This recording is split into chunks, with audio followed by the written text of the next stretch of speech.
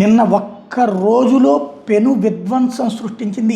గత 24 గంటల్లో ఇరాన్కి సంబంధించినటువంటి 1100 కట్టడాలు, అది ఫ్యాక్టరీలా, పవర్ ప్లాంట్సా, లేకపోతే రకరకాలైనటువంటి వాటి మీద దాడి చేసింది ఇజ్రాయెల్.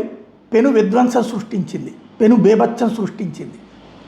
ఇంకా మంటలు రగులుతూనే ఉన్నాయి. దీంతో ఆగ్రహించినటువంటి ఇరాన్ అన్ని దాడులు చేయడానికి దానివల్ల కావట్లేదు, కానీ కాస్తన కసి తీర్చుకోవాలి కదా. తాజాగా ఇజ్రాయెల్లో ఉన్నటువంటి టెవా ఫార్మాస్యూటికల్ ఫ్యాక్టరీ మీద డ్రోన్లతో దాడి చేసింది.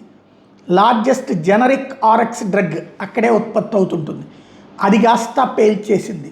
అక్కడ పెద్ద ఎత్తున పేలుడు శబ్దాలు వినిపించినాయి. దానికి సంబంధించినటువంటి పరిణామాన్ని ప్రజలందరూ కూడా అబ్జర్వ్ చేశారు. తద్వారా కీలకమైనటువంటి ప్రతీకార జ్వాలలు రగులుతున్నాయన్నటువంటి విషయం స్పష్టమవుతుంది.